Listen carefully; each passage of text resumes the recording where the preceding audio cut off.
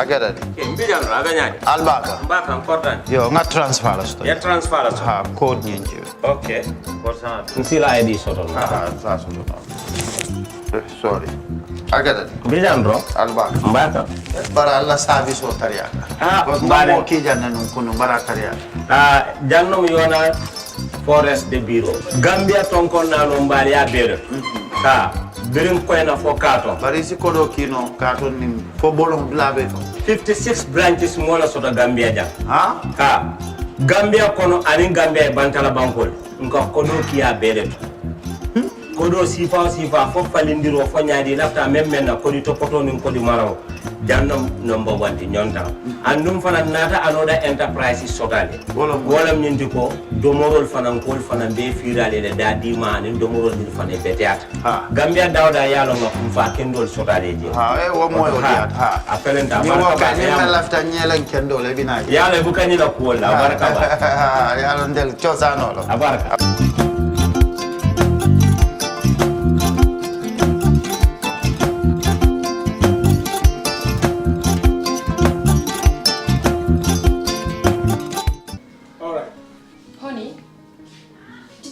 Him that the last time he sent the money, it was not enough to buy all the provisions. Oh, sorry, I forgot to tell him. Are you guys talking about money transfer to buy provisions? Yes. But don't you know about Baluwo? Baluwo? What is Baluwo? Baluwo is a service that your son can use to send provisions directly to you guys from the shop. And you don't have to worry about the exchange rate. Tell me how Baluwo works. It's very simple.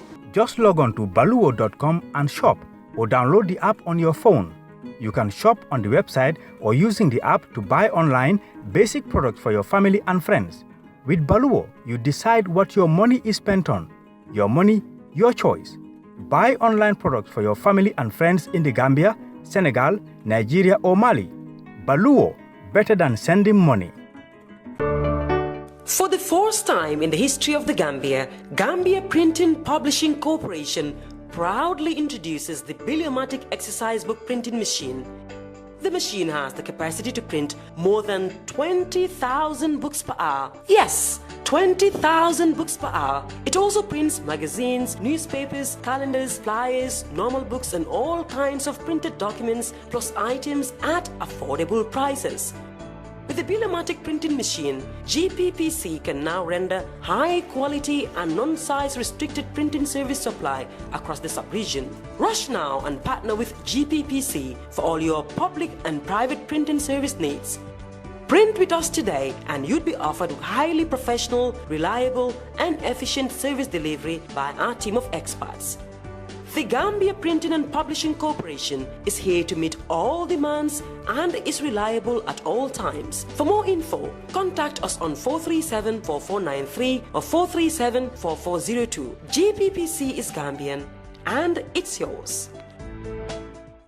Gambia Social Registry Household Data Collection Exercise. The government of the Gambia, with support from World Bank, is developing a social registry as part of its move towards an integrated social protection system in the country.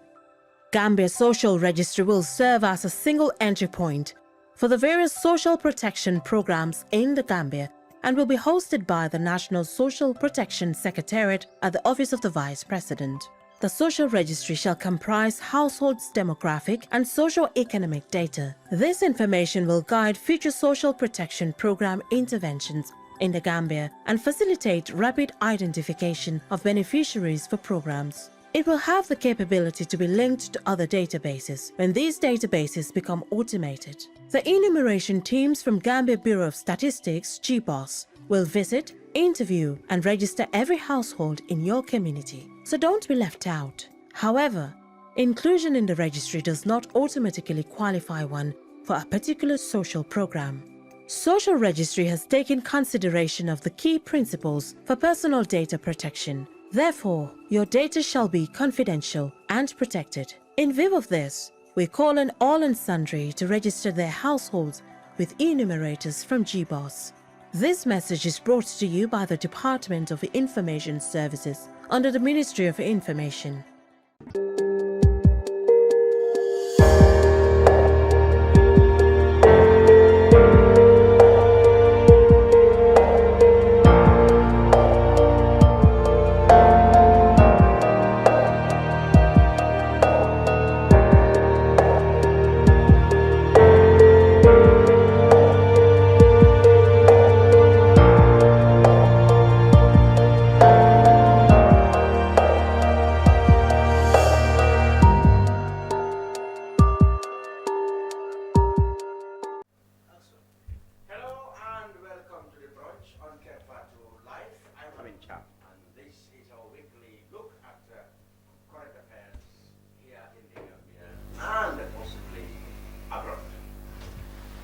this week we go to Niger and talk about the ongoing standoff between the West African bloc ECOWAS and the military junta who took power there, still holding President Mohamed Bazoum hostage. We'll bring you the updates as it relates to the Gambia. Will the Gambia be part of the West African nations? Might be providing a contingent for the ECOWAS standby force that's been talked about at the latest West African Heads of State meeting in Abuja, Nigeria. We also have the latest investigative reports by Malagan, and it is damning, so you better hold your hearts, because you're going to hear revelations that really will really make you shed tears. So these are the two major topics we will be discussing today, and with me in the studio to do that is Lieutenant Colonel Lamin Sanyang. He is the Public Relations Officer for the Gambia Armed Forces, and Mustapha Darboe is from Malagan. So when these two gentlemen do their presentations, Lamin Koma, a retired civil servant and commentator on Gambian affairs, he runs a famous blog called Thinking Aloud. So he will be helping me to think aloud on those two deliberations that our gentlemen will do. First though, we go to Malagan. Mustapha, welcome. Thank you.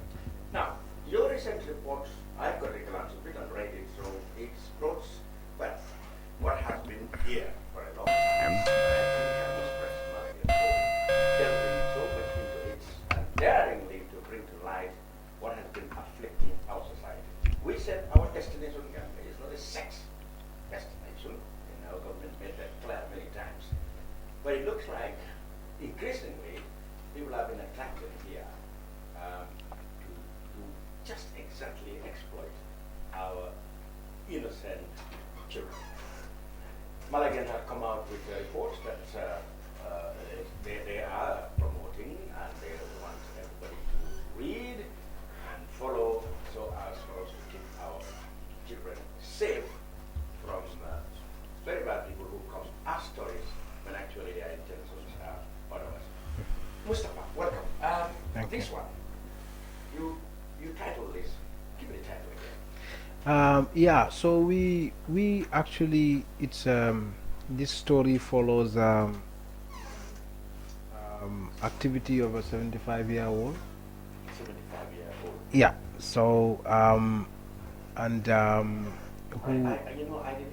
I didn't want to read your headline because Yeah, it's pretty. The headline is such explicit that I feel shy. Yeah, it says yeah. boy's last finger Yeah. in John Follow and tenants downstairs. Parents, police say that's okay. That is outrageous. You mean police and parents say it's okay for this old man, to have his finger in John Follow and tenants? Yeah. Private parts, basically. That's basically. Outrageous. It is outrageous. What happened was that we were contacted to do a research on this subject because BBC has this flagship program that follows British pedophiles across the world, and they do a program on it, sort of investigative program. So we were contacted to help in research because they had read our story on Penny Appeal, which is also the activity of a British charity in the Gambia. Yes. We did a story on that. It's on our website. So when they did that, so we started looking into it. But I realized the prosecutor who was on the case doesn't want to talk about it. But when I called him, he told me, "Don't call me on this subject again." And I know that prosecutors generally are keen on talking about their prosecution. These are Gambian prosecutors? Yes. Mr. Kerr is the police. He's actually a native of my village. Okay. And, so then I said something is wrong with this case. So I said now we would make it. So I spoke to my editor about it, and we agreed that this is a subject that we must look into. If people are stopping you from looking into something, there is always a reason something is wrong inside it. Yes. And so we said, okay, we will look into it now. So we started working on that case, and I was having a New Year's party with my colleagues on our rooftop at the office. At around 12, I received a call. Some guy said, you know, the guy you are asking around about, he has abused 2 other children again. And I said, where is he? He said, he's at the police station in Brusubi. So the following morning, which New Year's was on Saturday, I think, then the following morning, Sunday, I walked to Brusubi police station. And so I found him there, and I started the work from there. Then Monday, I met the police officer who was in charge of council, who was supposed to be in charge of the investigation. And he had laid me preliminary evidences. I've spoken to X, I've spoken to this, I've spoken to that. And he told me, begin by telling me the doctor said nothing happened. And I said, who is the doctor? And he said, no, I don't know the name. And I said, okay, where is the doctor? He said, he's at the Serakunda Hospital. It's easy for me. You know Serakunda Hospital, I know the time and I know the date. Yes. So I knew I was going to go there. I don't think he knew I was going to go there. Maybe he doesn't know me. So I went to the hospital, and the doctor told me I didn't tell them that. In fact, it's quite the opposite. I went there after we have done preliminary research on this subject. So we had gone to speak to the victims, and I found that there is one Lamin Jata who was a watchman around the area. In fact, he was the one who saw the girl going inside this man's house. And the parents, regardless of the fact that they said this is okay, the parents have told me clearly that we were not aware our child was going inside this house, and it was not our business because she was not supposed to be there, because we were not aware of any relationship whatsoever between our child and this guy. So the child should not have been in his house in the first place, right? So when he saw... These names are pen names. So yes, they are not real names. Yes, the John Follow and Teneng, those are names you adopted. Yes. Okay. Because we could have even said where the children were selling the seasonal fruits, but saying that would expose their identity. Oh, absolutely. So that's why we extract some of the data that could lead to their identification. So when we started following the trail from speaking to the speaking to the watchman, we went to the police officers at the IG residence who were also part of the first people who were involved in the case. Then we went to the paramilitary base in Bruford, Ghana Town. And then we went to Brusubi police station, and we spoke to 2 parents. And then we went to the doctor. And all through and through, all that we have seen is that the police officer has lied to us. That there was a case, from our opinion, and based on our evidence. And he is a police officer, but we are investigators too. So if you see evidence is a language. Absolutely. It speaks to you. Whether there is a case or there is no case. If you have a doctor telling you, well, the hymen of the children are broken, and you have a history, of this guy abusing other children or attempting to, because he is convicted for indecent assault before. He brought in 2 children in his house and started touching them inappropriately, and he was convicted for that. So that means this guy in the Gambia here. Yes. So that means this is a guy, you're dealing with some guy with history. And so when you are dealing with some guy with history, you should take extra care. You should be interested in that. Exactly. You should be interested in police should have really. But the fact that the policeman did not speak to the watchman, he claimed he didn't know where he is. He did not speak to even police officers at the IG residence, which should be easy because it's police to police. He did not speak to the police officers at the paramilitary headquarters, which should also be easy because it's police to police.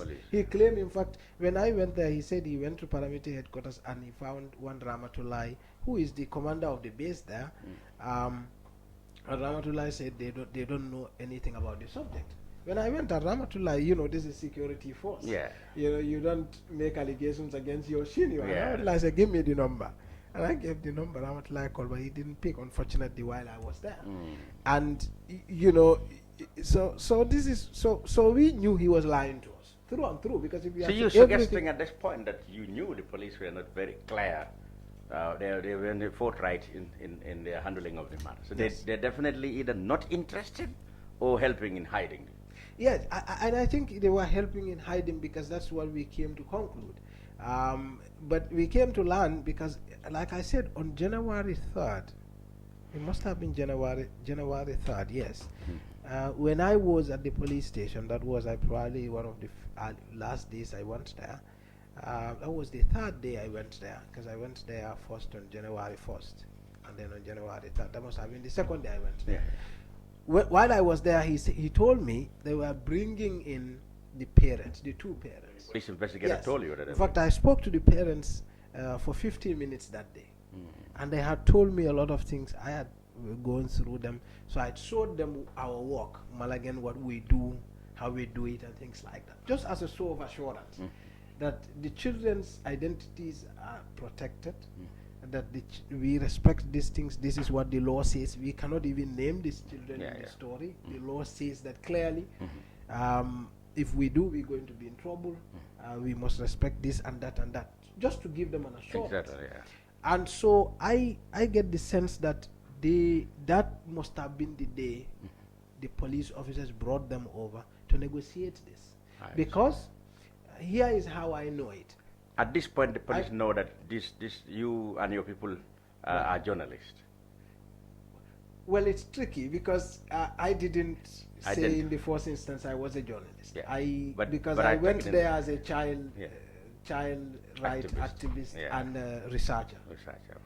But it's not also typical of people to say I'm a journalist. Yeah, that's right. I'm trying to say at what point they because journalists tend to alarm people. Yeah, I know. I want to know at what point did they realize that this might be an investigative journalist? The police. I think they should. I didn't make any deliberate attempt to disguise my identity, but I just feel that people get alarmed when you say when you say journalist. So I just say I'm a researcher who is interested in child rights issues, and I work and I do data collection for CPA. I didn't hide that. But I was also in touch with CPA, Child Protection Alliance. Now, so I went there, and he told me. I was speaking to the parents, and they told me, the police even said BBC called them and said the illegal arrest of their citizen. That's one thing. And second, they told me also, the British embassy called us. The police said. They're always saying the police said. And that the third thing is they said the police even blame us for giving plates to our children to go and sell. Now, for me as a journalist, this story ran through a lot of people. Absolutely. And not just me or my editor or any of our team members at Malagan, but it also ran through a lot of child rights activists. I see. And if you speak to them, they tell you this is a deliberate attempt to get the parents to let go of the story. How? Here is it. When you blame a father for the abuse of his child, he doesn't want to hear about it. So victim blaming. So they tell them it was your fault. You are the one who gave your child a plate of seasonal fruits to go and sell it. So the abuse is your fault. Right? And the father takes the blame. Subconsciously, he takes it in. And secondly, they tell them we are under pressure, which is BBC is calling British High Commissioner, which is not true, because I was the one doing the research for BBC. Whatever BBC journalist Anna was doing, I was aware. And I know they were stonewalling BBC, because when BBC called both Kausu and Kerr, they stonewalled them. They told them, we're not talking to you about if you want to come here. So they were stonewalling them. They were not giving them opportunity. So I knew those two information they give them were not true. But why were they telling them that? Because they were bringing them to the table. And then when we sent an undercover to go and meet him, take Kausu to a restaurant for lunch. That's the police investigating the case. And have a conversation with him. And the undercover journalist, who is a girl who was represented herself as a girlfriend of Roy, he was not. I'm an investigator, and I know to protect the integrity of the work, you must not court favor from people you are investigating. Exactly. Yeah. That's even for an ordinary. Even within a journalism setup, you can't do that. Basics levels, you cannot do that. Now, the same applies to any kind of investigation, whether you are a private investigator, you can't take favors from people. The one who you are on your radar. And when someone comes to you, because for us, we had allegations that they took money. They set up a compensation scheme arrangement, and they took money from the white guy. That's what we had. because that would also explain why they refuse to believe there is anything had happened. And when you condition the parents into that kind of arrangement, you've compromised them. They can no longer come out and say this happened, that happened, because they are also conditioned into a certain situation. Now, and he had a meeting with the undercover reporter and took $2,000 a gift from her, and she made it clear, I'm Roy's girlfriend, and it's in my interest that he does not go to jail.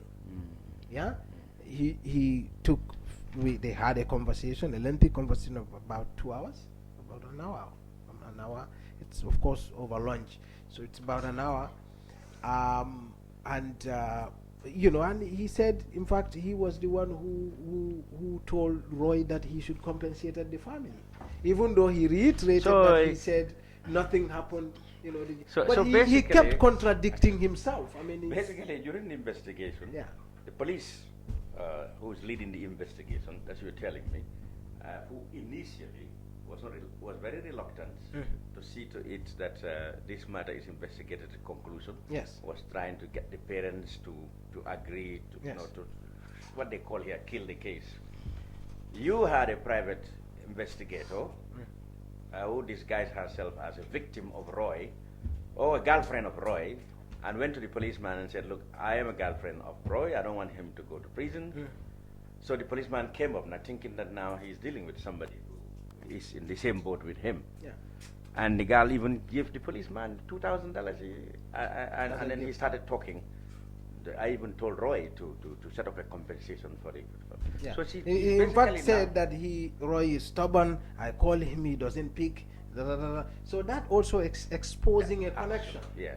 That's really leading to the fact that exactly. So, and that would explain why we have a for us. I mean, we were not interested from the onset, whether it's me or any of my colleagues or even the people who we're talking to. We weren't so much interested in the police officer or the parents. We were more interested in the possibility that a retired engineer with access, with a vehicle, living alone in a compound, with a history, could believe it's like Abigail probably would tell you later if you have her on the phone, he's a dangerous man. Good. So basically this guy is a British national. Yes. And he's a retired engineer living in the Gambia now, and then he had a history of child abuse. And in this case that you have investigated, it's two, Jomfolo and Chanang, not their real names. Yes, not their real name. That's the latest case. Like I said, we were doing the story on the earlier case. The earlier case is indecent, the one he was being prosecuted. Indecent assault. That's the one that was prosecuted. And all investigate. And now it's even making me doubt the investigation, earlier investigation. Whether it's actually, but at least he was prosecuted on that occasion. Because the earlier investigation,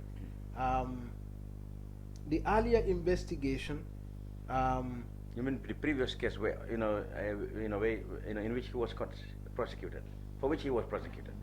Yeah.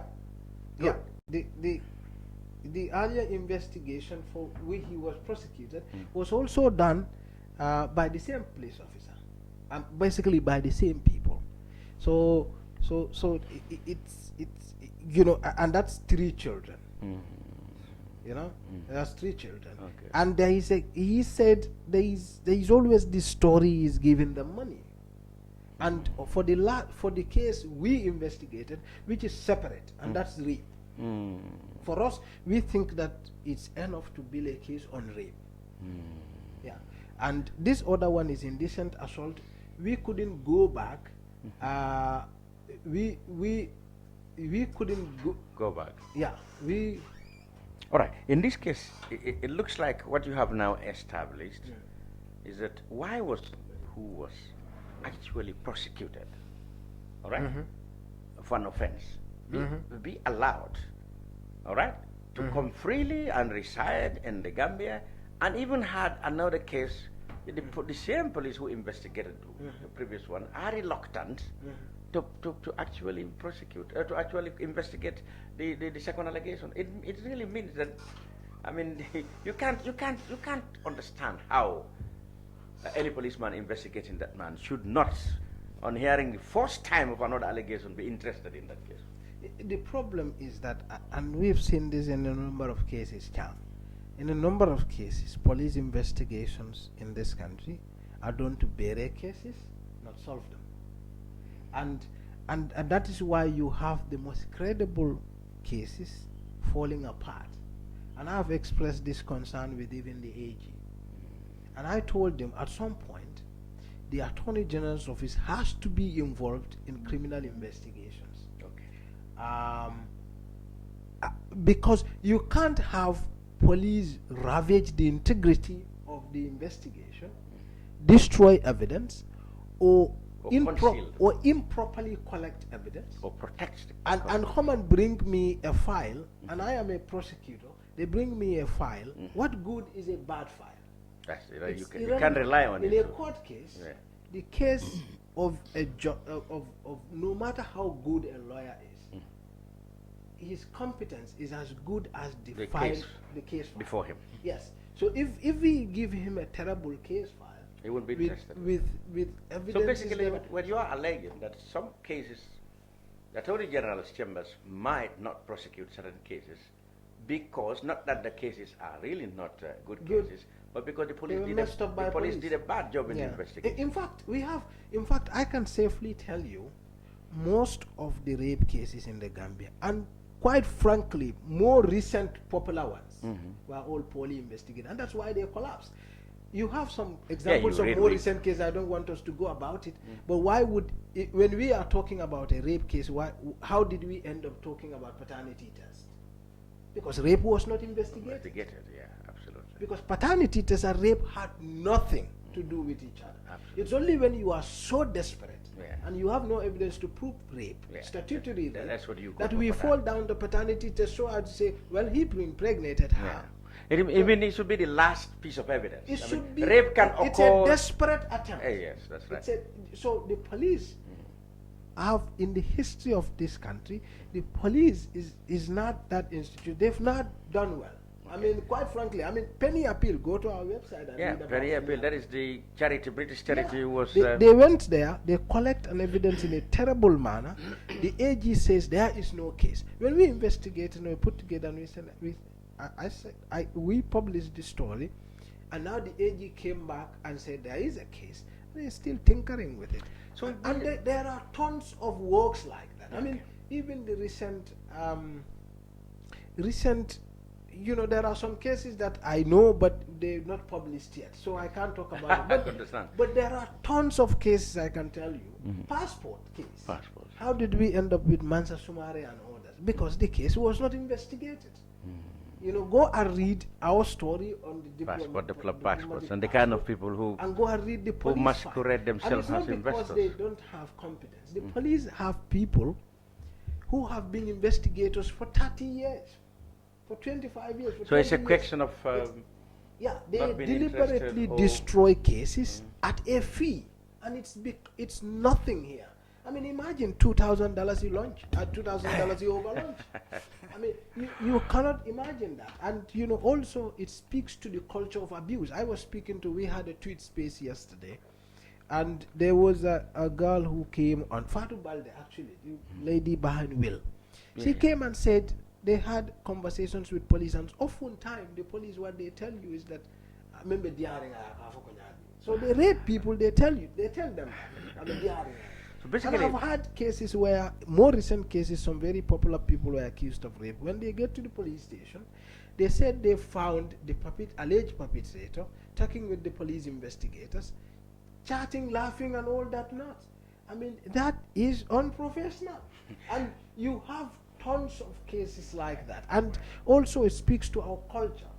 Like, for example, you have an uncle come home. And call a baby my wife, and they are touching them inappropriately. Those things happen. While I was investigating this case, I was so terrified of what could happen to any child that when I'm coming to office and I find Gambia, I do attire a lot, so I buy nana all the time. So when I see kids and selling nana, I tell them, you don't go into men's house. They're not good people. I tell them to scare them, so they don't become victims like that in a society where rape victims just don't get justice. So your experience while investigating to really inspire you now to because I know there is access. I'm telling you, kids like that, they climb my office, they come to room 8 of our apartment looking for me. Say, I could do anything there, and sometimes it's just me alone. You see, so I mean, and that's the tragedy. And you know, this is happening at Senegambia, and you have hotels, you have restaurants, you have, you know, and you now have a history, and this is corroborated by some child rights activists, where white people now come to the Gambia and go and live in communities. And I'm not saying all white people do this, but in your investigation, you come across tourism officials, because I think tourism house. Okay, we'll get. We will. Let's do this first. Let's talk to a child rights activist in the United Kingdom, Abigail, who has a lot of experience, you know, in this kind of situation, and she has been visiting the Gambia regularly, and will share her thoughts on this matter that has been thoroughly investigated by Mulligan. Abigail, good afternoon. Good afternoon. Good. Thank you very much for being on our program. I mean, we've been discussing this latest investigative piece by Mulligan on a man who have been rediscovered, allegedly abused children in the Gambia. I think this is a topic that you're passionate about, and you are a frequent visitor to the Gambia. What can you share with us and your experiences and your activism, your fight against these kind of things?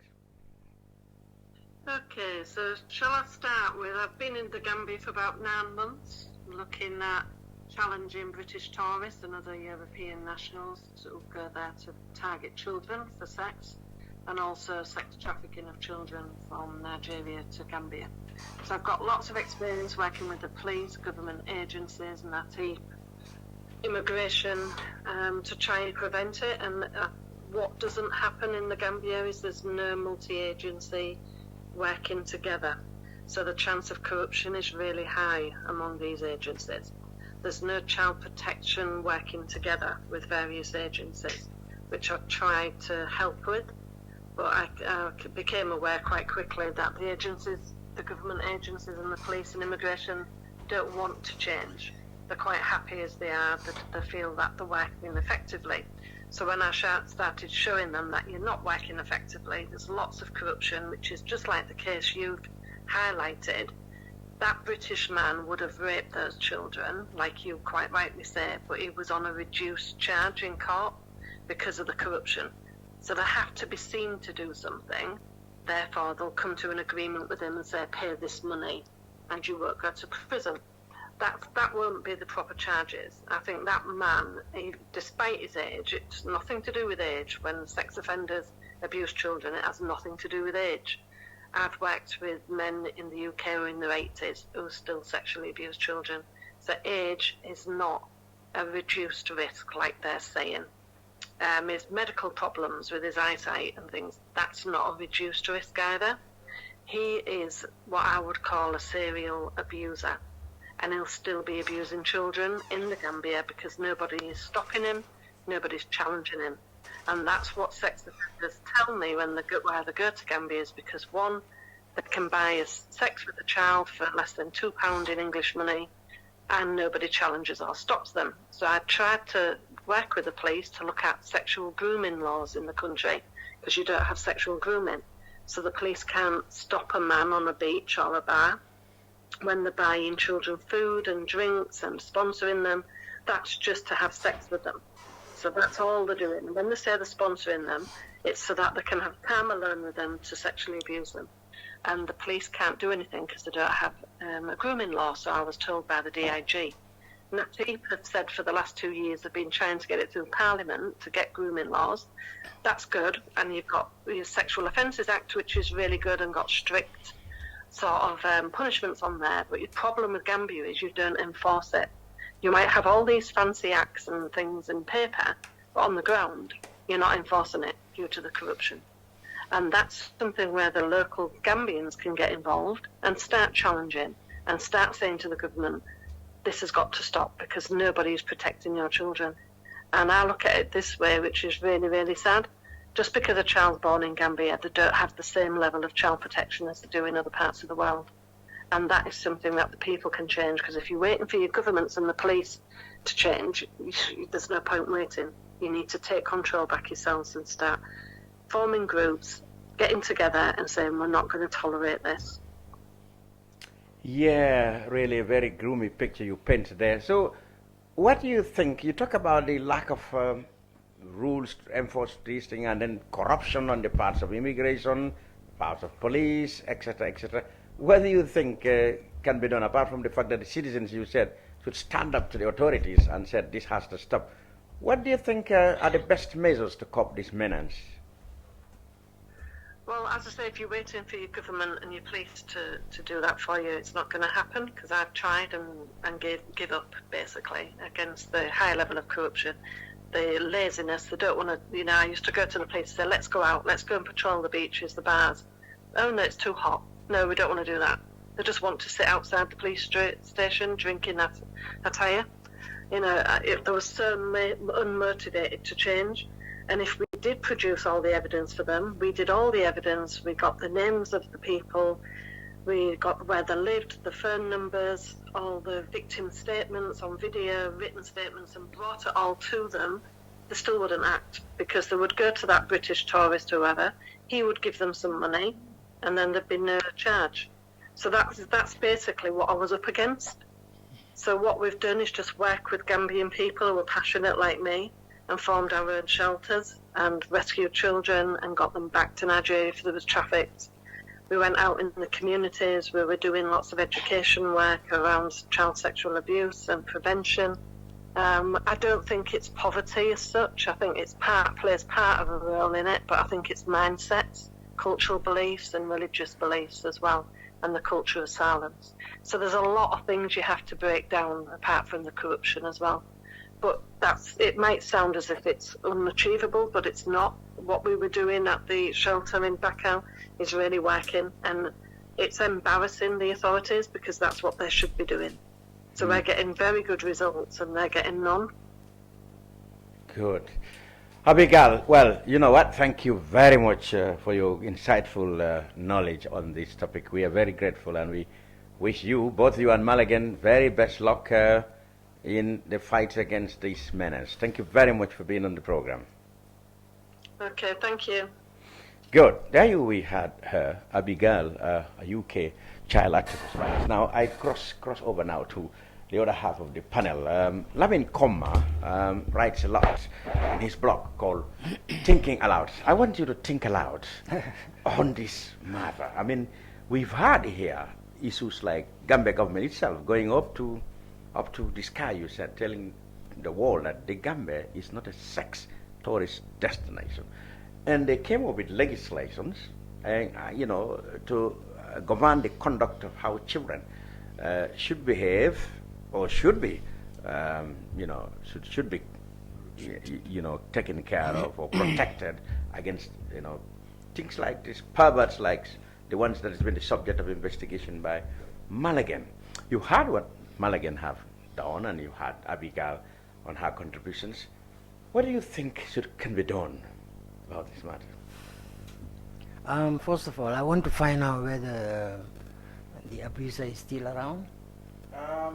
Has he been caught? Last information we had, yes. Because the first thing is... Has he been arrested on this particular? Well, we are not aware. He should have... if he has been arrested, we are not aware. And the police also have not issued any statement to that effect. No, I think he should have been deported. That guy shouldn't be in this country.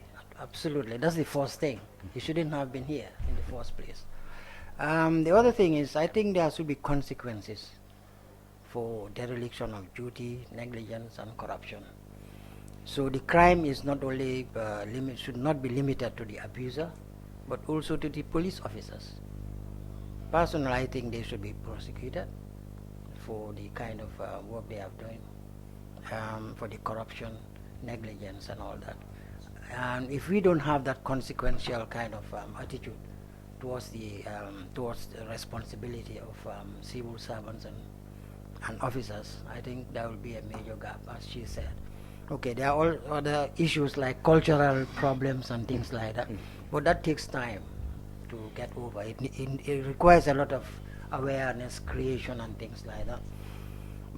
The other bit that I caught from her is that there is lack of coordination between agencies that are protecting child rights and things like that. We have the native that is against trafficking of people, because you mentioned Nigerian who've been brought here.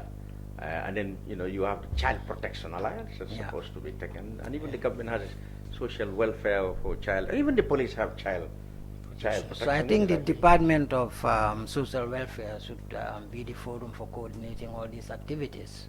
That's where you can start doing something about coordination. But the most... Case management unit. They even have a case management unit. Well, that's... Social welfare. Well, that's okay. Maybe that's dealing with the cases, but in this case, specifically to be able to coordinate the efforts of all the other agencies involved in child protection, so that there will be a greater force behind it. And one of the agenda items they should develop is the creation of public awareness about this issue. But what I find it very disgusting and shameful for the country to have such an issue being exposed and nothing is being done about it. It affects our image internationally, it affects tourism, it affects foreign exchange, it affects employment, and people should start getting a bit responsible about how they take decisions in high places, because these are some of the consequences that we have. If you don't do anything about it, it has a domino effect on all other issues, and it's so unsympathetic. Thinking of kids like that with a 80-year-old. It's just pathetic. You can't. It's unthinkable. Well, I think these police officers, something should be done. Quite frankly, if the seniors are really listening to this program, they should really do something about it. The police, in the report, the police, highlighted the police lethargy or connivance, but then there is also the role of the parents. We know that in this country it's almost accepted now for parents to say, "Oh, tubabole can not sponsor. Ala tubabole nata. Ala tubabole nata. Itate la tubabole na. Iniwole tata badato." So you see, we among ourselves we also have this problem. Parents have it. They really drop their guards when it comes to tubabole. No, that's mainly two reasons. It's poverty and ignorance. That's where Abigail said it doesn't want to squarely blame poverty in this. No, okay, but it's part of it. It's part of Whether you accept it or not, it's part of it. Even corruption sometimes at this low-level employment is because of poverty. But as I said, there should be some generation of awareness, and that should be done by some coordination unit of the agencies to specifically target the parents and the public about these issues. So that it will come to a point, you see somebody going with a child, you take a responsibility of asking questions. I remember going when I was doing like you had. Sometimes these things happen. You get so pissed. Like you get annoyed. Facebook, sometimes I get so pissed. I say things and people call and say, "Look, it has nothing to do with anything. It's what I'm dealing with." So when I was doing this story and all the frustrations, all the anger, when I was in the estate where the white guy is, and I saw another white guy walking with a child, 2 kids. You see, you think that it's not the same issue, similar issue. Yes, I was, and so the police officer who was with me told me. The police officer who was with me told me. It looks like my mic was on. So I'm saying while I was having this investigation, I got so pissed, and so the police officer who was. So I saw a white guy coming with 2 kids within the estate where the white guy is resident, and I was going to stop him. So the police officer who was with me there, when I went and I asked questions, police officer told me, no, this guy is married to the mother of these children, and so they are more like his children too. but they are not his children. So those things are acceptable there, and everybody says, yeah, well, you know, this. And I've had allegations, even people telling me this guy is known to be abusing children. In fact, Molko in the society, California, like that day, I got so pissed, like like a grown up telling me, like it's accepted. Yes, like that is cultural. Yes. Yeah, but that is the decadence. Yeah. I mean, that is the depth to which morals have sunk, yes, and so to speak. And so, but also caution is important here because of this. You see, when I was working on the case, and you know, the parents told me something in my conversation with them. Two things that are very fundamental. One, they told me, "Yalong saying molla cases only ka be samba social media," and that's one thing. Would So even I in a society like this, where more baby diamokang, but even those who are worse than you are the one pointing fingers at you. People don't go to protect the vulnerable in this country, and we have recent cases where instead of people protesting for justice for the alleged rape victim, they are protesting for justice for the one who is accused of raping. Yes, that's another This thing. thing breaks the morals of people who otherwise should seek for justice. That's one thing. And they tell me, you know, social media, you know, social media, you know. So morals have been broken in this society, and more. That is why the country needs. This country needs a cultural and ethical revolution. It's not just for the governance; it's for the society too. When people don't change, nothing will change. Absolutely. And that the second thing is, they told me also, you know, the police from Afonyeleko in Kending over Sambakan Kotle for 2 years and nothing happened. That is the second thing. And that what that tells me, and quite frankly, everyone I had conversation with, like I said, you know, this was not a story I had done as an individual. It was a story that was done and reviewed by tons of people. And they have, these people are, some of them are so experienced with child rights issues.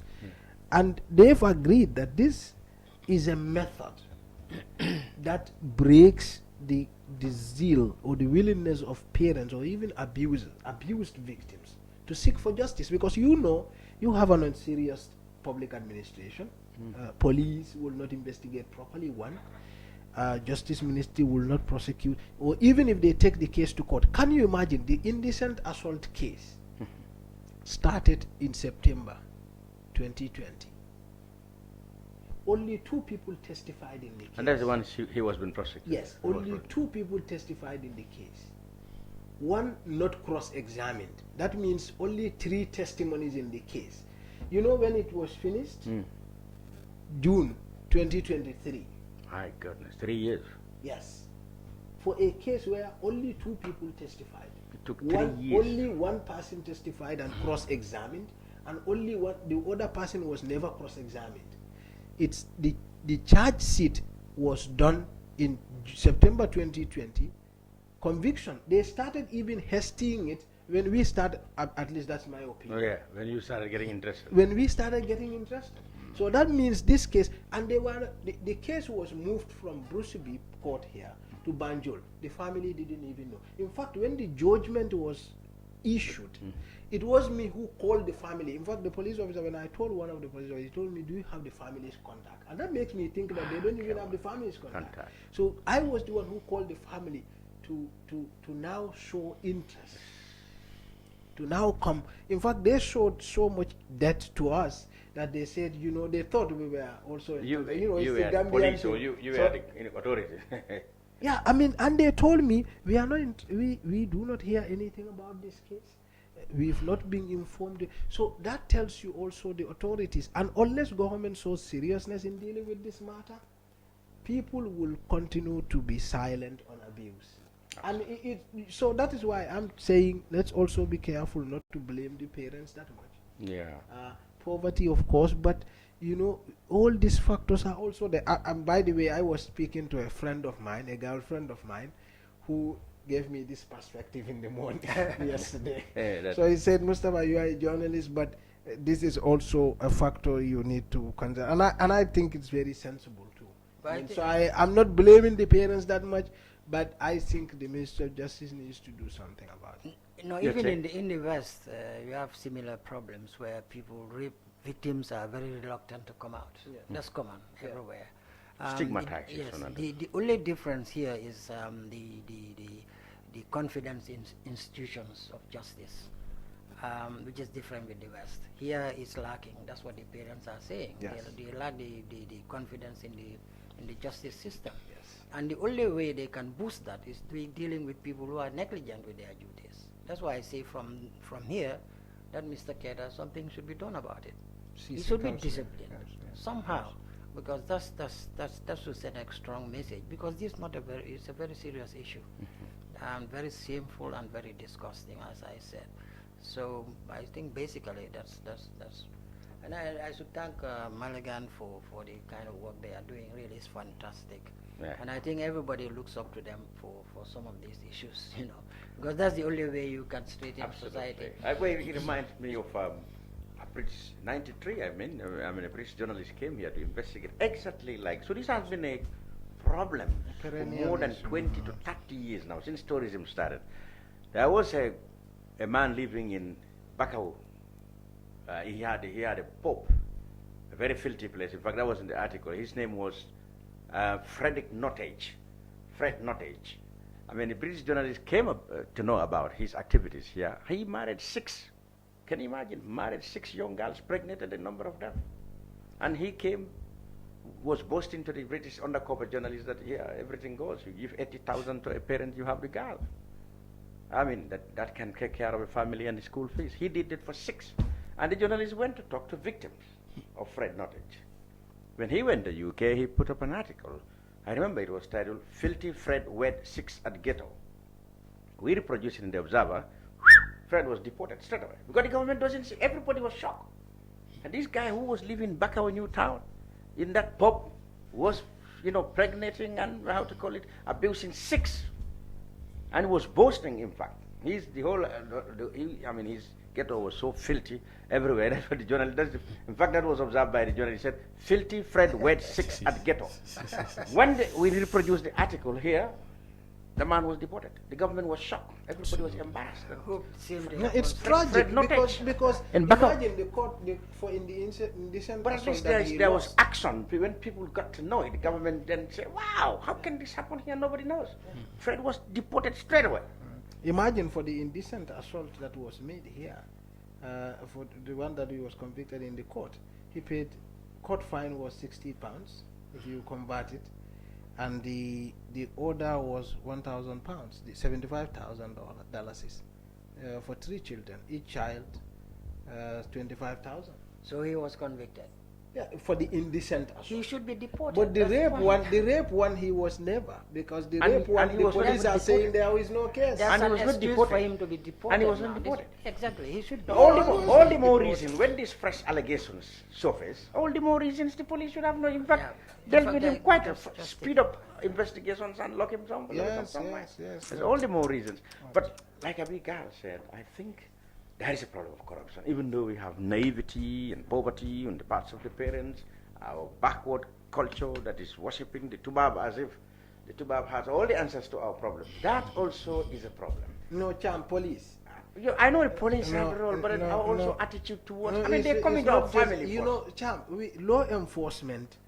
The 2 institutions in this country, 3 institutions in this country are at the heart of our national security issue. Police force, Ministry of Justice, Judiciary.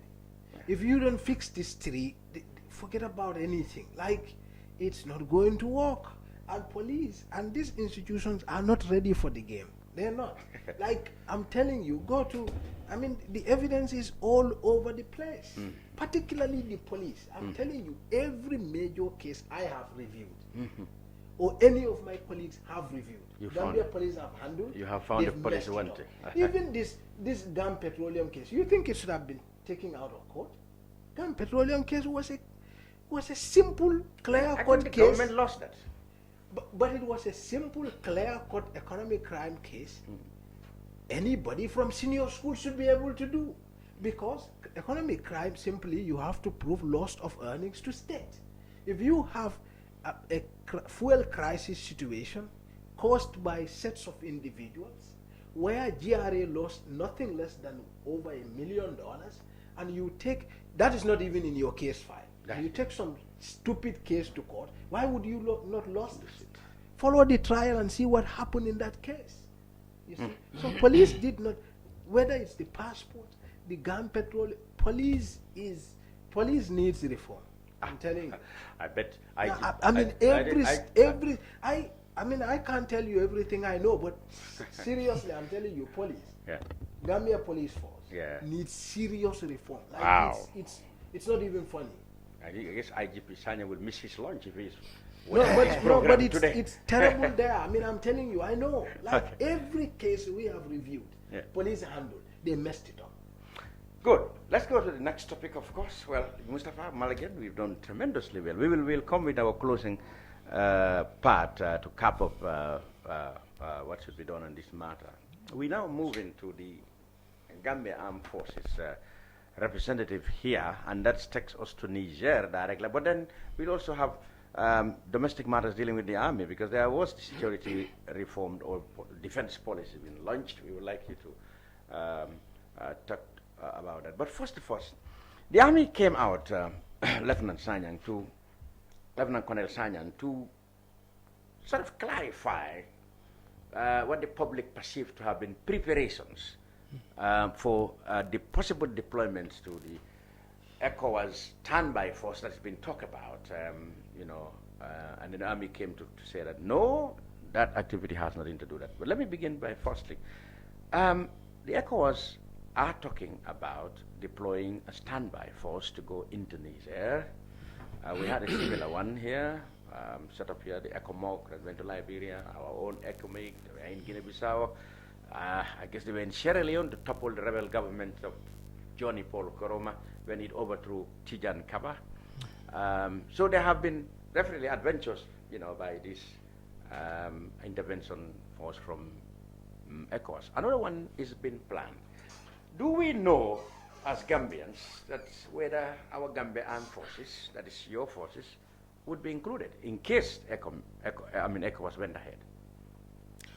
Thank you very much, Mr. Champ, for bringing me here, and also would like to thank all the listeners for following this program. On behalf of the Gambia Armed Forces, would like to thank you for giving us this opportunity to once again come out to clarify on this issue about the deployment of the ECOWAS standby force to Niger. Actually, to get straight to your answer about this clarification that we gave out, this was born out of a public outcry or a demand to know, because I believe they must have seen our troops undergoing training at the Fajara barracks, and some thought probably because of the incident or the issues surrounding the Niger coup, that the Gambia Armed Forces was planning towards selecting or training our troops for a possible deployment to Niger. But what I want to put it into perspective, each year the Gambia Armed Forces draws up what is called the Chief of Defense Staff's annual training directive. This directive encompasses all the training activities and other ancillary activities that will be undertaken by the armed forces during a particular year. So this was launched by the Chief of Defense Staff in January of this year. So it outlines most of our training activities. So what they saw at the training school was part of those activities under the Chief of Defense Staff's training cycle. So currently we are even finalizing the training of Intake 38. Last year we passed out a total of over 200 soldiers who underwent basic military training. So as we speak, the second batch, which is Intake 38, is almost finalizing on their training, and very shortly they would also be passing out. So in addition to that, in line with the Chief of Defense Staff's training directive, there is supposed to be what is called a tactical cadre for our junior and senior non-commissioned officers. These are those soldiers that are not commissioned like myself, because that confusion is always there that, soldiers and officers. Okay. So for officers, these are like myself, we are given presidential commission. Like our promotion is sanctioned by His Excellency the President and is always normally gazetted. I see. So the other ranks, that is the from private soldiers up to warrant officers class 1, these are called non-commissioned officers. So currently we are having a training for the junior and the senior. So for the junior is from Lance Corporal to Sergeant, and then the senior non-commissioned officers is from Staff Sergeant to Warrant Officer Class 1. So the reason why the training was shifted to Fajara, it was supposed to be in Sifo, where we have this Sifo garden, which was given to the Gambia Armed Forces. So we want to convert that to a training depot. So because the place is not ready, so that's why we had to shift the tactical cadre, because these trainings are there's a calendar. So if we don't do it on time, we may run behind schedule. So to cover up, that's why they were asked to converge in Fajara to undergo this tactical cadre course that is going on. So this was what some people have seen, and because of the events in Niger, in Niger, so they thought we were planning to select and also train our men for this possible deployment. And coming to the issue of Niger, and also if there's a possible deployment. Yeah, what is the position? I mean, your boss was in Abuja, isn't it? Among the army chief from ECOWAS. Yes. Since he came, he didn't say much. I mean, no, he couldn't say much because what happened was he was on leave, and then immediately he came back. Within 24 hours, we got this notification for him to travel to Abuja. So he couldn't even rest. So the following day, he had but to when he came, he didn't say much. You didn't say either. Since he came back, well, he still have to report back to the commander-in-chief as to the outcome of these engagements in Abuja. So that is what we are on right now. Usually after this kind of visits, you come back, you do a report, a comprehensive report that you present before the president and commander-in-chief. And because of the level of the meeting, it takes a great deal of planning and preparation to be able to do that. So once we are done with that report, if there is need, probably we'll share some of those details with the members of the public. But coming to the issue of deployment, I want to make some clarification here, because there have been that misconception in the public. Some have it right, some have it not right, about the process of deployment. Before a contingent deploys, there is what is called force generation. You generate the elements that are to be formed or to form part of this contingent. So for example, let's take this example of our deployment in Darfur. That started way back in 2004. So what happened at that time was the forces will be generated, the strength, how many will form that deployment.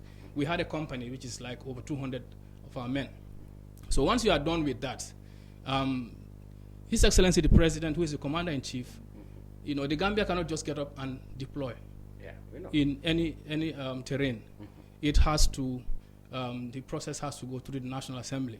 So when you look at the Constitution, Section 188, subsection 4, it says, and I quote, the President shall not deploy any troops outside the Gambia, without approval of the National Assembly. So that outcry was there. People were insinuating or making that observation that we cannot deploy without this going through this process. So I want to confirm that yes, it is true that this is one of those procedures. And also to correct it, in 2004, before we deployed to Darfur, the records will be there that the Vice President did go to the National Assembly to seek its approval for our deployment in Darfur. Now, after the deployment, people believe like, okay, after 1 year, when they are when the troops are replacing those in Darfur, they should come back. He should come back to National Assembly. However, in the military, that is not a deployment again. That is a rotation. So in rotations, you don't need to go back to the National Assembly because the Constitution says deployment. So the first deployment usually will have to go to the National Assembly to get that done. Even the ECOMIC in the 90s, during the time of the late, ECOMOG. the late Sadao Jawara's time, the same was done.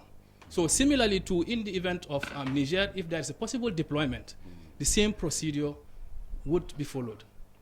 We would first have to generate the troops, get everything set, the usual orders and directives will be given. And then, the vice president or whoever will go to the National Assembly, the matter will be debated for approval to be granted by the National Assembly before we deploy. But you mentioned your boss, the chief of staff, was in Abuja where the discussions happened. He has to report first to the commander-in-chief.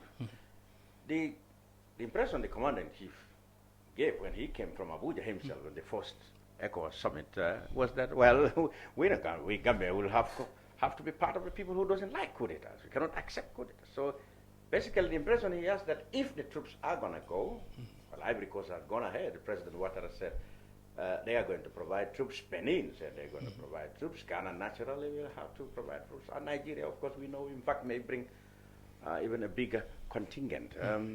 He's still in the early days, and the commander-in-chief have not come out with it. But his impression is that the Gambia is going to be part of people who would not encourage coup d'etats. Shall we expect that your men, your colleagues, or yourself might end up going? Gambia will go.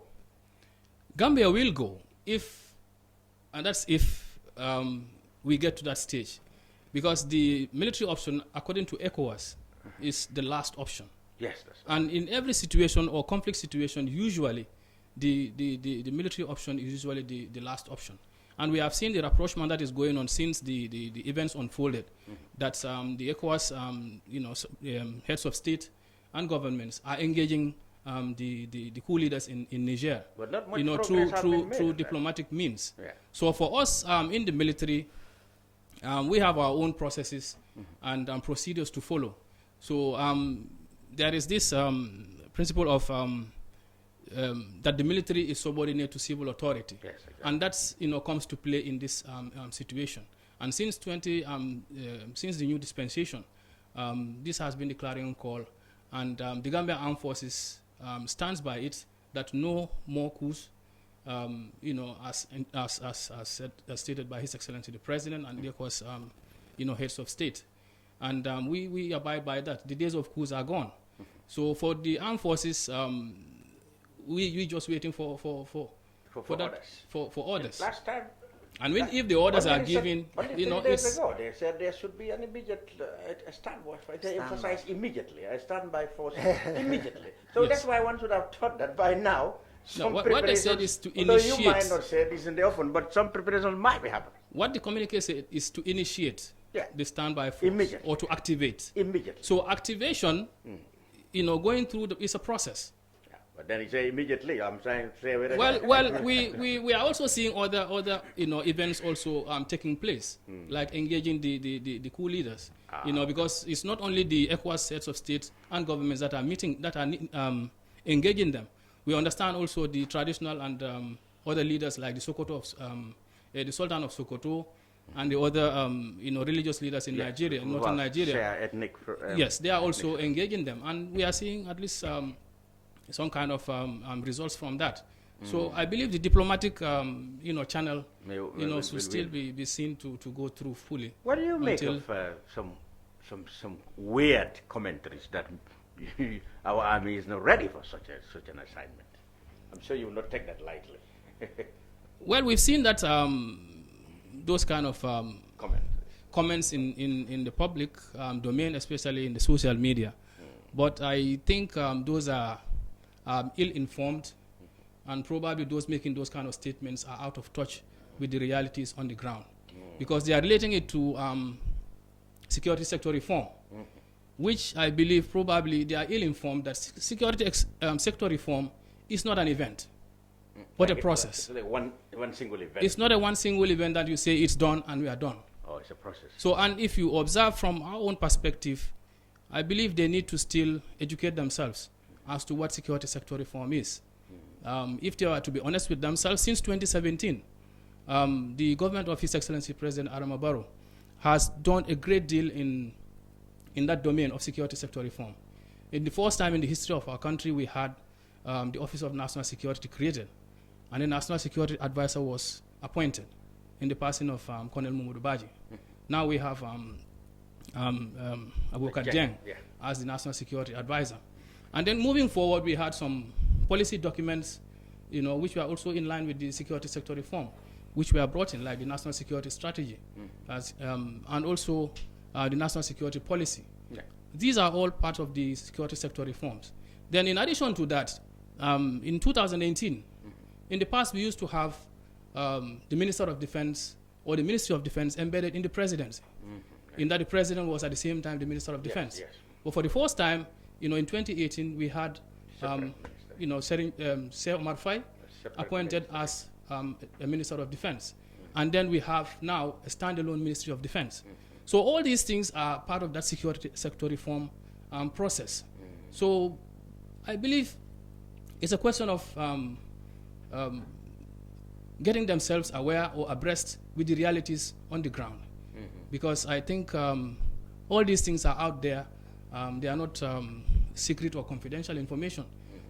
These are all, right now we have the Minister of Defense as being retired General Seri Modunjai. And so many other things, even within the armed forces. We have had deployments. Kanilai was a company in the past. It was upgraded to a battalion. And Basse also was upgraded to a battalion. These are all part of those reforms that the armed forces had to do.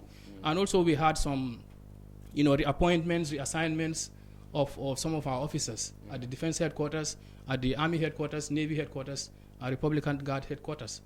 These are all part of that security sector reform. And if you look at also our policy documents, like the Armed Forces Act, we had an old one which has been reviewed, and very soon we'll have the Armed Forces Bill, and it will be presented to the National Assembly for ratification. And also our terms and conditions of service. The one we had was one that was developed by the Nigerians in 1993. Most of the provisions in that armed forces, the terms and conditions of service are outdated. So that's the terms and conditions of service regulates the living and working conditions of members of the armed forces. Talk about pay, talk about allowances, talk about promotion, accommodation, so many things to make it more attractive for members of the armed forces to continue serving. And even it covers those that go on retirement, because we've observed that there is also a need to make provision for those things. So that's terms and conditions of service is also ready. And this is presented to His Excellency the President for adoption or approval. So all these things is, I don't know what was the backdrop for some of to think that you are not ready for deployment. That's okay. About the deployment, why not? They seem to forget our track record in deployments from Liberia, from Darfur. We have performed exemplary well. We have never had any adverse effect or adverse report on our personnel in the peacekeeping missions, be it from Liberia, be it from Darfur. If there was, it was part of the government and not the military. I mean, Liberia, they mentioned the case that the former government neglected or didn't handle the allowances of the men who were. So that's why I'm saying probably that's a part of the administration, not the army anyway. But absolutely, the guy from who our was parts, commenting we are ready. Well, in terms of capacity, we have and men, you are ready to be deployed at any time the commander-in-chief said so. Without having to point at who was making those assertions. Yeah. I believe in the past, if we are to go into the records, that same person had hailed praises on the armed forces, on our readiness, on our professionalism, on our skillfulness. So something must have gone wrong. That was a good, something must have gone wrong, I think. So, but then you mentioned, of course, it has to go to Parliament. But if you look around, the sentiments among the people, the Gambian naturally doesn't want to have anything that has to do with conflict. Sentiment is around, oh, no, we should not go to Niger. I mean, this place is not like a peacekeeping. This place, if they go there, they're likely to fight. It's peace enforcement. Yes, it's not easy. So the sentiment around public also is that, well, they would have preferred President Barrow said, oh, no, you can excuse us, we're a small country. Well, I think what they have to look at is the world itself is changing. Yeah. And what we're looking at now is to align ourselves to blocks and groups. Yeah. We have seen the European Union, NATO aligning among themselves to see how they secure themselves, protect each other and protect each other's sovereignty and territorial integrity. So I believe in the African continent too, from the level of the African Union, the ECOWAS, and all these is only ECOWAS, even the East African bloc, they also have a standby force. North Africa has, Southern Africa has. So all this, the aim and objective of these standby forces, is to ensure that there is peace and security in most of these regions. There is usually what is called the early warning system that has been placed in most of these regions. That gives a hint as to possibilities of conflict or crisis in each of the regions. So once that warning is given, and that's how some of these forces normally deploy. So even the Gambian deployment, those kind of processes were used to determine that if we don't intervene, things may go out of hand. So most of these standby forces are in place because we have issues of terrorism, internal conflict situations. So most of these standby forces, are meant to deal with these kind of situations. But then, of recent, the ECOWAS or even the African Union saw this tendency of a resurgence in military coups all over Africa. So that that element was also included in the role and function of the standby force to go against unconstitutional changes in government like military coups. Applying it with consistency is a problem, because where, for example, in the Gambia, where it's a small army, we can send 7,000 people, troops there, and then we can contain the situation. In armies like Guinea, Mali, where you have nearly 100,000 men under arms, you cannot have a possibly easily deployed standby force. That's true, but it all depends on the political will at that level. To be able to get to see some of these things going, and the deployment of these standby forces. But the mantra, like nowadays, is not to coup d'etats all over Africa, and the Gambia is not an exception. And even for the armed forces, what we have instituted since the new dispensation came in 2017, which I believe most Gambians will agree that we have tried to redeem our image. Absolutely. And also work on building our relationship with the civilian population. Absolutely. And I think we have done commendably well in that the last National Human Rights Commission report gave the Gambian Armed Forces a clean bill of health. Clean bill of health, absolutely. In that we have not been found wanting in any human rights violation. Exactly. And we continue that trend, because that's the vision of the Gambian Armed Forces Command under the Chief of Defense Staff, Lieutenant General Yakuba A. Drame, that the armed forces is subordinate and accountable to civil authority. Yeah. And that we will continue that trend. We want to assure the Gambian people that we are here to serve them, and also we want to assure them that we are their protectors. Absolutely. And we are an armed forces for the people. And you have established an excellent communication channels through journalists and the public, for which we should commend you and your team. Thank you very much. Thank you, sir. So, Koma, if we are going to think aloud about possible deployment to Niger, or the politics very quickly in Niger itself, how do you think the ECOWAS should go about? Are they right to to send out threats to go in there militarily? Okay, first of all is to commend the army for the new approach and attitude, and I'm very impressed the way he explained this issue of security reform. Is not an event, it's a process, and he outlined that very well. But also in their performance of late, definitely is quite credible. One that occurs to me was during the campaign period. There was some poster somewhere. Yes, and they came out to clarify that. I think that was very impressive, and I think that really true to the image they are portraying, and I would wish to really commend you for that. Thank you. Now coming to Niger, I think ECOWAS is a bit preemptive. They are making a mistake. I think they think that the best deterrent is to come out and say there will be serious consequences if you go against constitutional rule. But the fact is whether there is an efficient way of implementing that deterrent. Deterrents work. For example, in the case of nuclear weapons, it's a good deterrent. Yeah, if more countries have it. Exactly. So this one too, I think they are trying to give the impression that it's a deterrent. We have the will now. If there is a coup d'etat, we come and invade you. It's different. Like invasion is different from peacekeeping. And wars have consequences. It has consequences economically. Who is going to finance it? It has consequences on the economies of those waging wars, especially with the fragile economy of the ECOWAS states. We all know that. Inflation is rising with all this Ukraine war.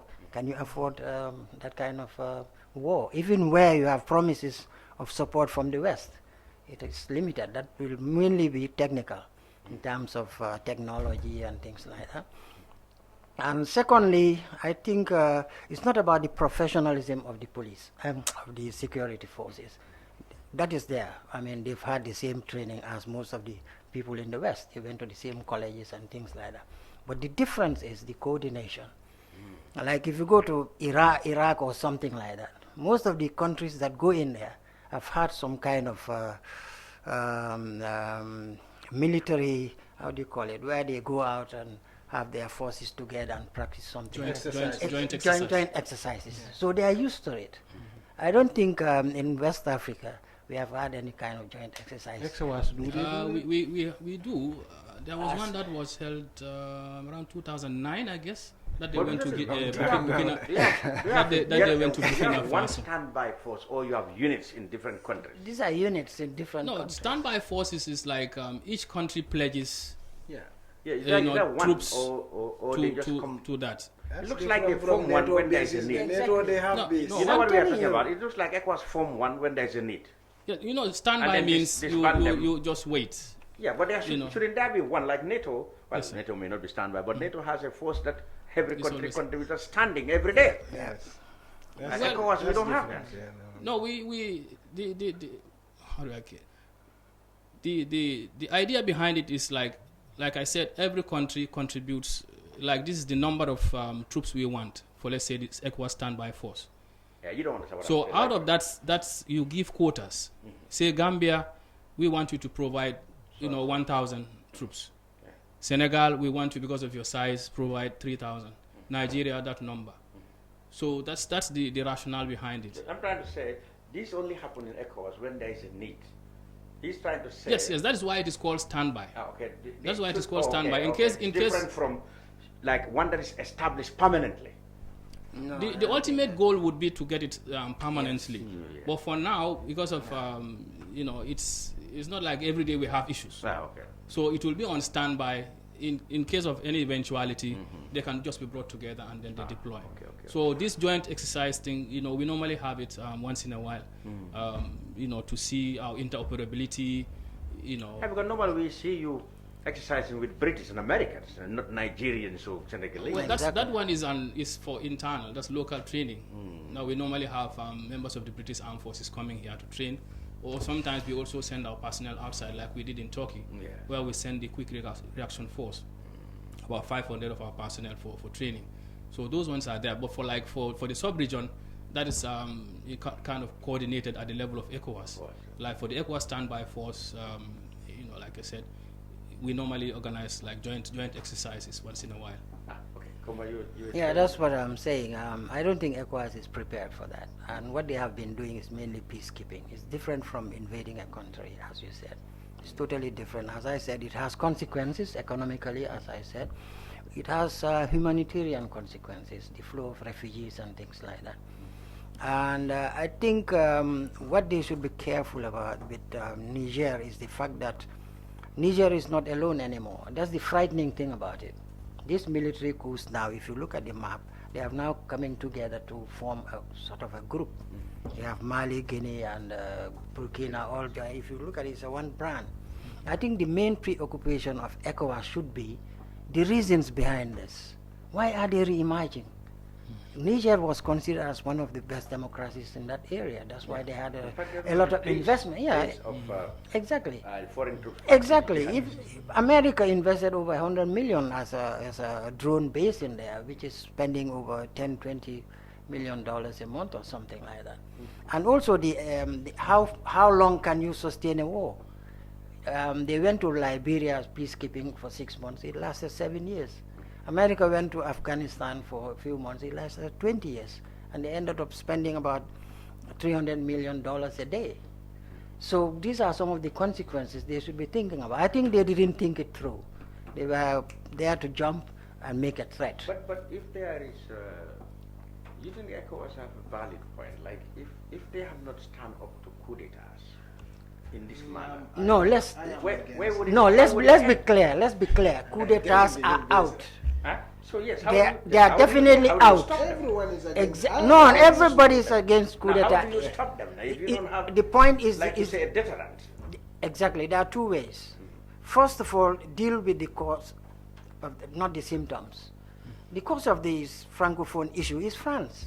France has to reset the bottle. But the thing is now, we all know colonialists exploited colonies. The British, in our own small way, exploited us. We know from 200 years they have taken.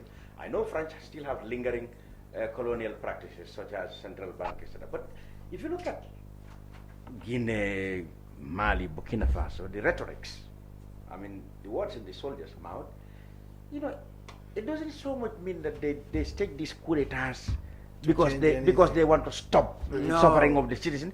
They basically want to replace one foreign power. No, they are just there. No. The point is replacing France with Russia. Yeah, the So point. you are telling me you just want to replace one foreign power with another? No. I'm not necessarily suffering of the people of Niger or the people of. No, what I'm trying to say is the overall picture. The soldiers are taking it as an excuse to come in.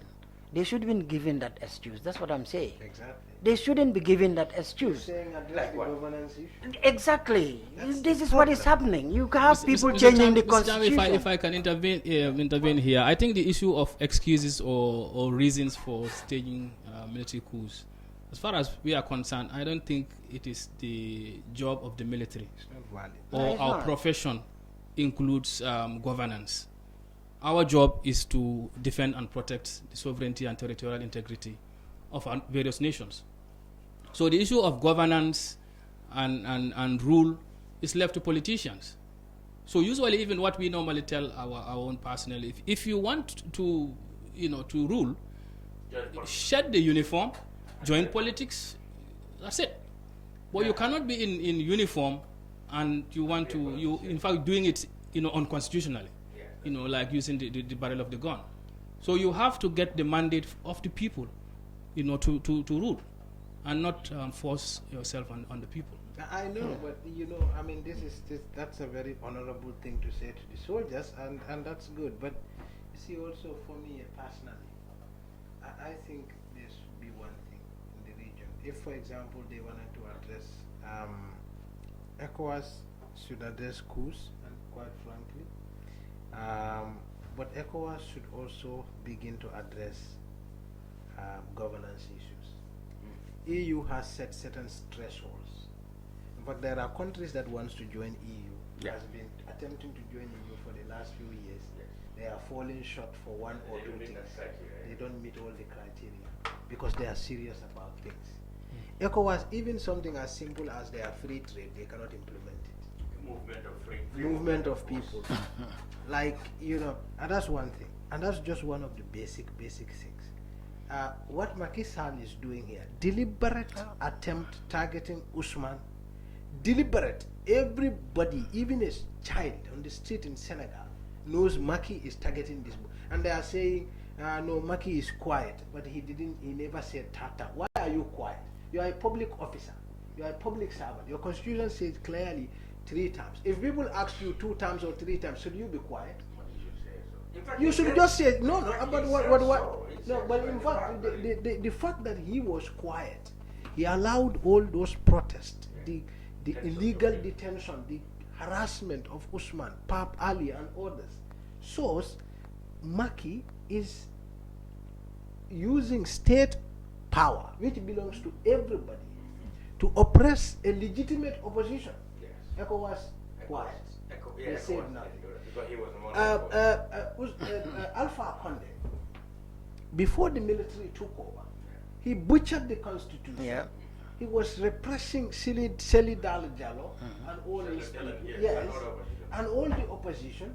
People went and protested. He used the same security officer who took him, the guy, the Dumbuya fellow. He used his special force to quash innocent protesters. ECOWAS mute. They were quiet until the military took over. Now you go to yes, Alassane Ouattara, who is now Gabon, talking rubbish. Central the African same guy, Republic. and yes, they literally brought it. In fact, even how he came to power. And the French, they show that. They brought him to power. Of course, they sent their military and kicked back. What I am trying to say is that ECOWAS' first step is let's have governments that are functioning for everybody. If you have a government, Hugo Chavez, wasn't it him who was overthrown, and it was the people who marched their way to stadiums? Like that's how people defend the popular governments. You see, but look at it. Even here, 1994, when it happened, you had ministers in Jawara's government. When oppositions one time, they are on record. You can still have it on archives. Yeah. When people complain about election malpractice, they said even if Chinese wanted to vote here, would register them. Yeah. There are ministers on record here. That's arrogance. That's even happening now. And you had corruption. Nobody is doing anything about it. And you have people, justice is served to people depending on your proximity to power, whether it's about negative ethnicity or whether which clan you belong, or how much money you have in. ECOWAS, that is a melting pot. So if I have guns, for example, so he is saying, yes, address coups, but also address grievances. First. Address grievances. That will reduce. Let's address governance. If nobody is saying military is the solution, it cannot be. But we have seen situations when the military themselves came to adventure. But just that's the unfortunate thing. But that's the unfortunate thing. But he is saying, military in the first place, we shouldn't get there. We shouldn't get to the military in the first place. So what he is saying is just saying that good governance will prevent military coup. But let there be no grievance. Let's address grievance. Let's build governments that are responsive to the needs of the people. I mean, look across Africa. You see the military guy who came with the right sentiment, Tarawale. Oh, yeah, you see his short speech he made in Russia. Yeah. And he was pandering to the sentiments of the people like Sankara did. And quite frankly, I mean, when he had clarity. I mean, when he came, clarity way more than the guy he deposed there. And so the people sit back. So when you overthrow a government and you have people sit back, either they celebrate the military, not because they love the military, but because they are just happy that this one is out. So for example, when Jammeh came, in fact it was written in some books that people didn't even know which Jammeh. There were two Jammehs at the time in the army, they didn't know which of the two. But then people were celebrating. Why? Not because they cared who was coming in, but because they were just happy that some guy who overstayed his welcome is kicked out. And there was corruption, massive corruption. I mean, let no one tells us what was happening here was okay. There was corruption. Everybody, and it's public records. So, and nobody lifted a finger to stop it. And look at the justice delivery, look at the court systems, look at everything that. But exactly. So we are not saying the military can. But our problem is we are not saying the military is the solution. We are saying lack of good governance is the problem. The military is not the problem. We cannot handle.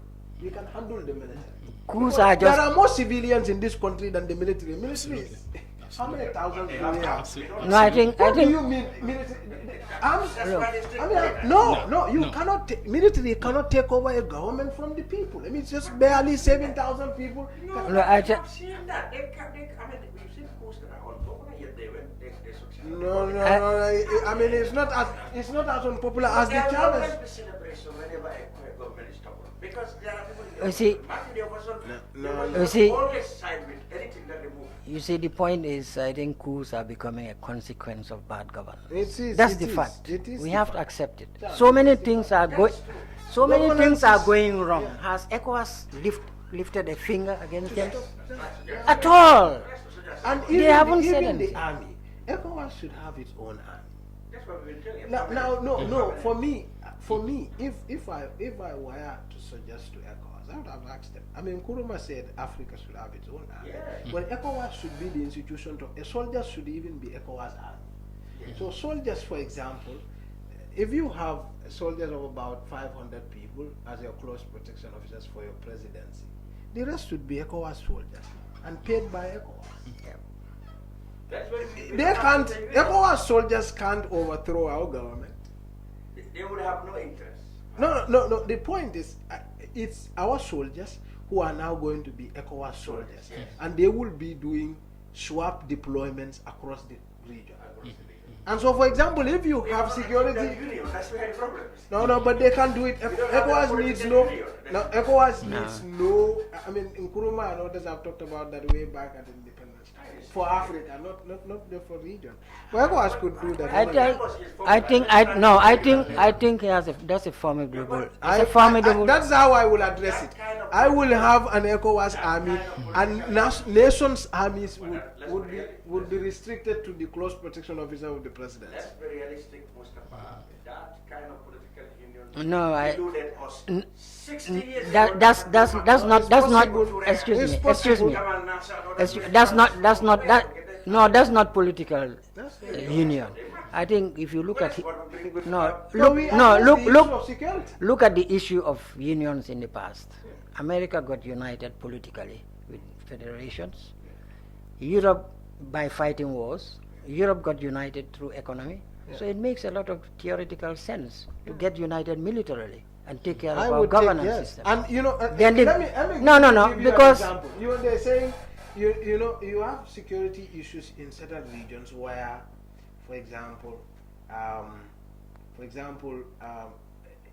countries they share so much commonality that you have minority groups in other countries that are majority group in other countries. And if you have a deployment, say for example, Senegal has a deployment, Gambia probably, in my opinion, can make a better deployment of Casamas than Senegal. Do you believe that? You believe that? Yeah, because Gambia has a more cultural proximity to Casamas by all regards than this side. And they're talking about Niger now. The north of Nigeria, Niger has a Hausa, overwhelming majority Hausa population. So the colonialists, they destroy borders in such a way that it makes no real sense that we continue to have this kind of armies and then. I had that when I was doing the timber trade, when I was doing work on the timber trade. I mean, I went to so if you look at the border here, whether from Gunjur right down to, so you have villages on this side that are Gambians, and you have people who are telling you that's our farm, and that farm is in Senegal, and you have a cousin, and that's why even some of us who had gone to the issue, who were involved in the war that was happening in Casamance at the time, and when they are during the fight, when I came and I said, the approach I have seen from the government tells me they don't even know what's going on there, because some of the folks you are calling, I mean, some of the people who are suffering at the other side of the border is actually a cousin of another person who is at this side of the border.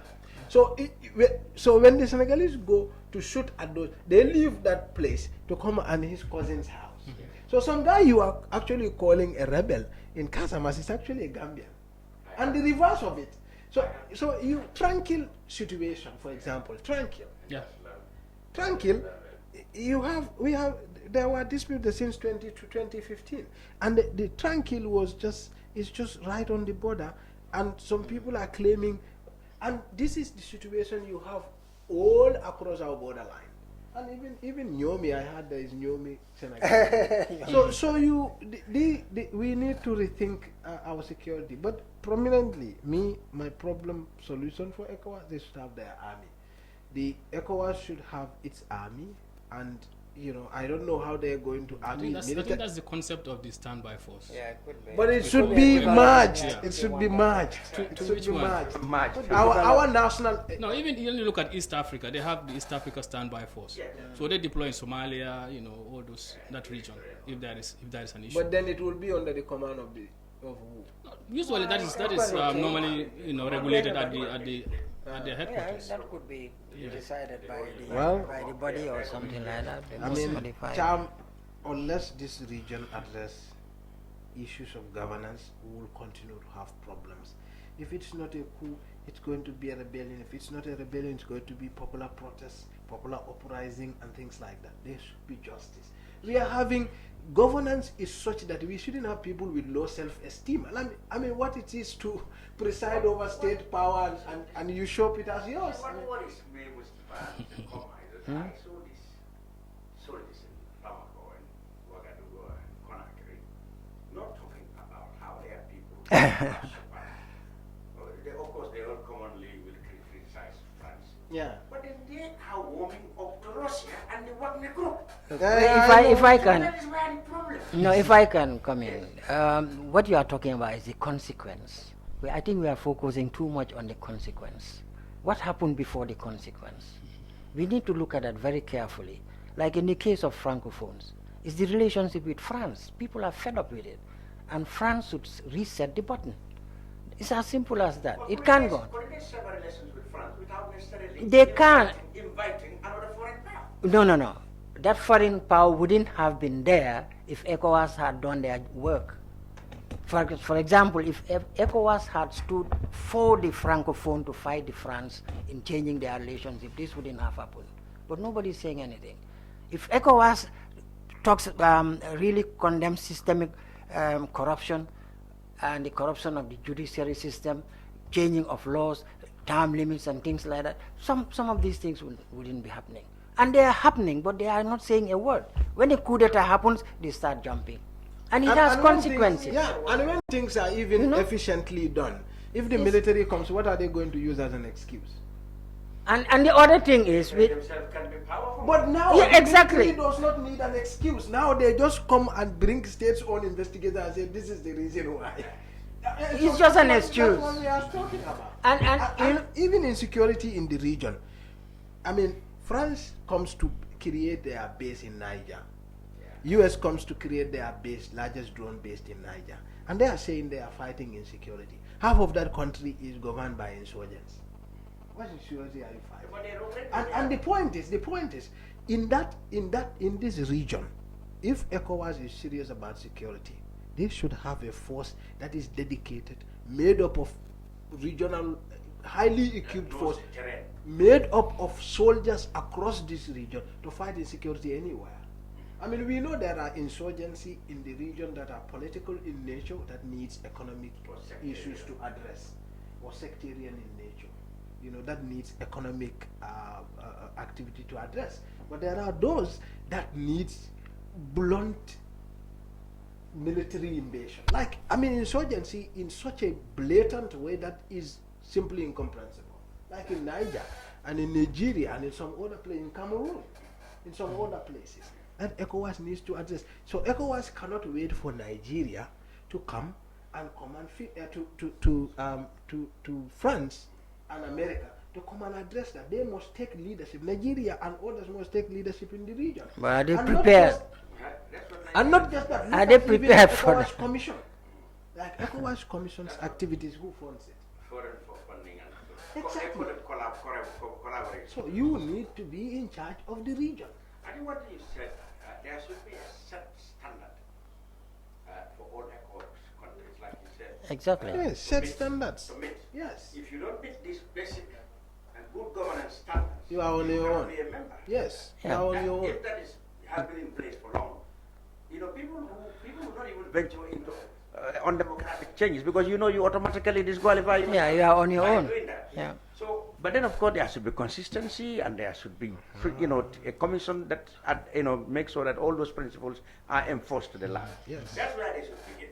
Exactly. And not everybody going on your way, doing whatever you like, and say there's no interference in each other's affairs until then. No, it's just a club. It's You're a club. It's just a aware of cartel. the situation in Bissau. Yeah. I mean, Bissau recently.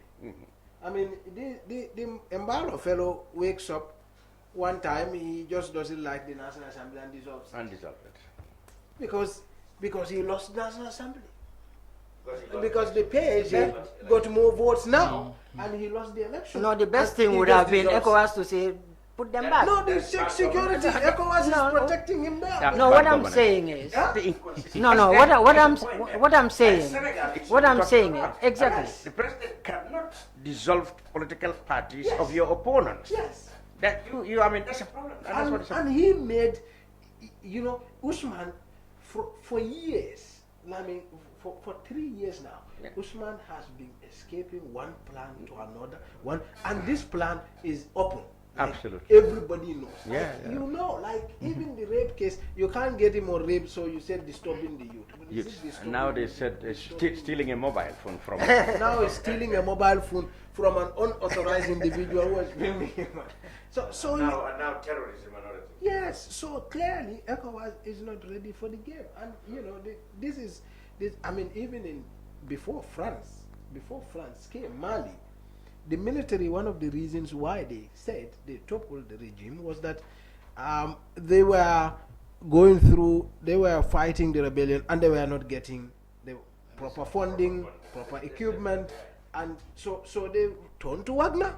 So did the coup d'etats against President Momo in Sierra Leone said so. Yes, and even the recent one, even Burkina Faso, and after that they went and recruit civilians into their force, and now Niger also there is a potential for an all-out civil war. So ECOWAS could even intervene and get caught up in a civil war. The rebel guy who is now claiming, the former rebel who is now saying. Those people always take advantage of confusion. Yeah, but if you have a rebel, who is also trying to mobilize internal. All the more reason there should be a foreign force to split them. To stabilize the situation. Thank you very much, Mustapha. Lieutenant Colonel Lamin, you want to have the last one? People still want to know whether you would go there or you will not go. So we still wait for the commander.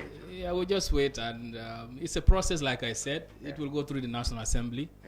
Forces have to be generated and then trained. Even when we go to Darfur, before deploying, we have what is called pre-deployment training, where we used to have this Gibraltar coming. So you still trained to go to Congo? Have you gone? No, Congo. What we send down now is staff officers.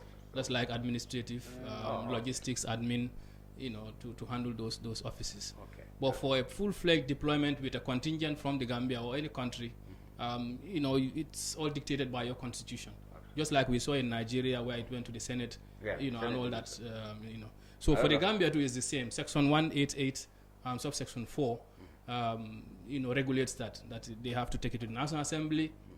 If it is approved, we deploy. Good. Thank you. Thank you very much, Lieutenant Colonel Lamin. Sanyang is the public relations officer for the Gambia Armed Forces. Mr. Lamin Koma, thank you very much for your talk. Seems like you have a lot of Lamins today. Yes. Because Mustapha is also Lamin. I am also Lamin. And you are also Lamin. Mustafa is Lamin. Well. Thank you all, gentlemen, for being on the brunch. We will be back next week. Once again, goodbye for now.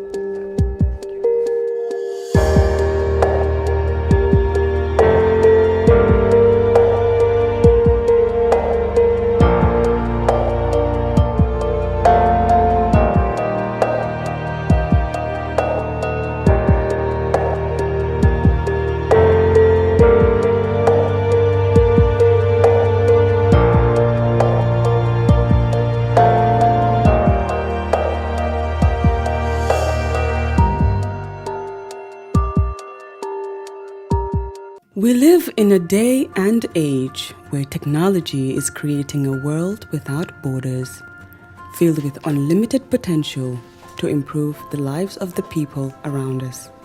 Innovarex Global Health ushers in a new way of leveling the playing field with increased access to quality healthcare services delivered at your doorstep.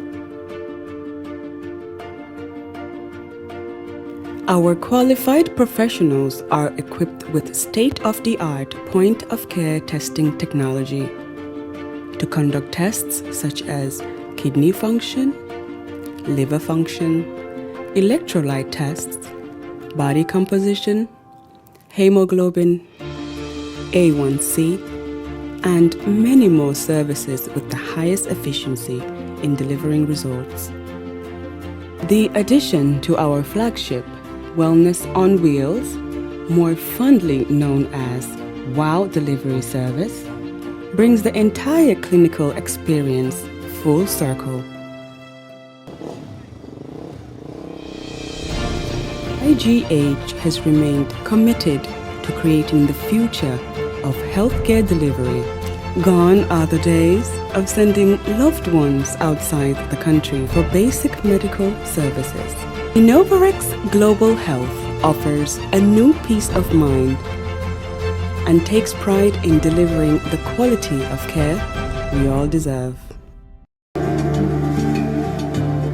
Islamic microfinance is becoming an increasingly popular mechanism for poverty alleviation, especially for developing countries around the world. This microfinance service adheres to the principles of Islam as a form of social responsibility. Yona Islamic Microfinance is the Islamic microfinance of choice in the Gambia, trustworthy and reliable. At Yona Islamic Microfinance, we provide savings products, current accounts, financing products in conformity with Islam.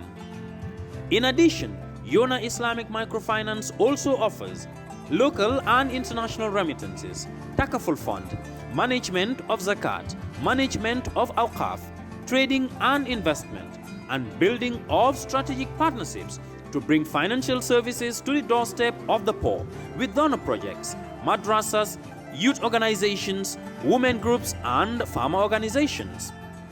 Make a choice with Yona Islamic Microfinance today. For more information on Yona Islamic Microfinance, call 377-2151 or 9832-151 or visit Yona head office at Tipa Garage, Bakote, or visit any Yona branch located countrywide near you.